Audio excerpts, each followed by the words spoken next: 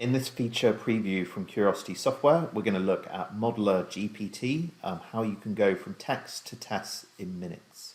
So the first one I want to focus on is a login requirement here, and you'll see we've got a series of rules. The login screen allows registered users to log into the site. The user then enters a valid username, a valid password. They click submit, which validates the user's credentials, and if the credentials are correct, they are logged in. Otherwise, an error message is displayed. Okay, so we're going to put in here our login and we're going to hit create model. And what we'll see is that the generative AI has taken our prompt here and it's come back and created a model for us, which we can open. This has opened a model inside Test Modeler. And what we can see is that we have a pretty simple model with some test data on. We're going to enter a username, enter a password, click submit credentials, and at the end we're going to end up logging in the user. We provide valid ones, or we're going to end up in some kind of error if those are invalid. Now let's add an additional step into our model and we're going to refine it using a feedback loop. Now one of the things we can do here is we can use this as a chat environment and we can post enhancements and different feedback to AI to edit our model. So here we're going to come in and add in our capture requirement and click create model. And this is going to take our existing model and make changes to it with those that are inside our feedback here. Now if we take a look, we have our version 2. So let's open that up and take a look. And see as we've got an additional step here where if we have valid credentials, the user has to enter a captcha and it's verified, and then the user is logged in if they enter the correct captcha. Now we're just going to go one step further here, and what I'm going to ask is for some descriptions to be added and expected results. This has come back with version 3, so let's open this one up and take a look.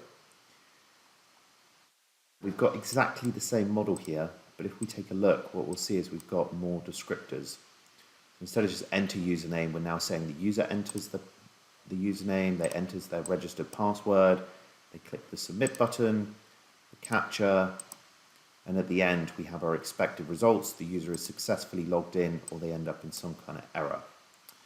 Now I'm just going to come in and do a generate here, which is going to generate our different scenarios, and we'll see here we've got 3 scenarios. And what we can do now is we can use these test cases and we can push them out into some kind of test case management tool. In this case, we're just going to push them out straight to Excel, and let's take a look at the corresponding test cases that we get out as part of our generative AI. Here we'll see we've got pretty good descriptions, going through the different test steps, and we're ending up at our different expected results.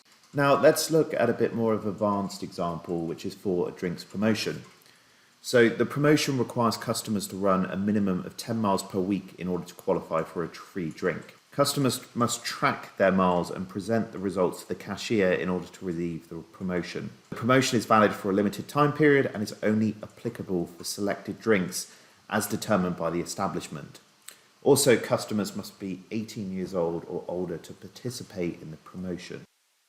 Okay, so we're going to paste our drinks promotion requirement in here and hit create model. Okay, so this has come back with a promotion flowchart. Let's open that up and take a look. What we'll see here is we have a visual model representing those same requirements.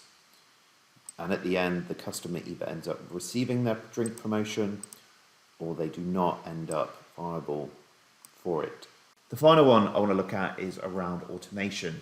So we're going to ask our generative AI to search the internet and produce a model for Google.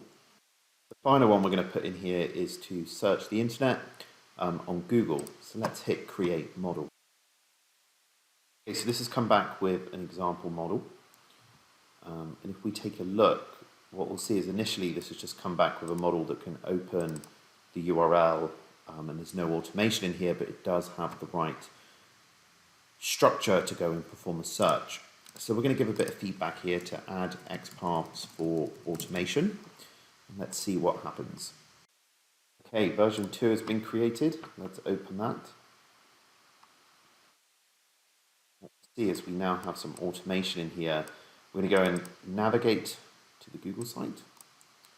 We're going to enter our search query in here, and at the end we're going to click on the search query to submit it. And if we look behind these, what we'll see is that we have the automation code and the identifiers to go in and perform each of these actions that have taken place here. So this has not just created the model for us, but it's also had a stab at overlaying the correct automation on top of the model that we have produced. And this can then be used to formulate and execute automation scripts. Thanks for watching this video.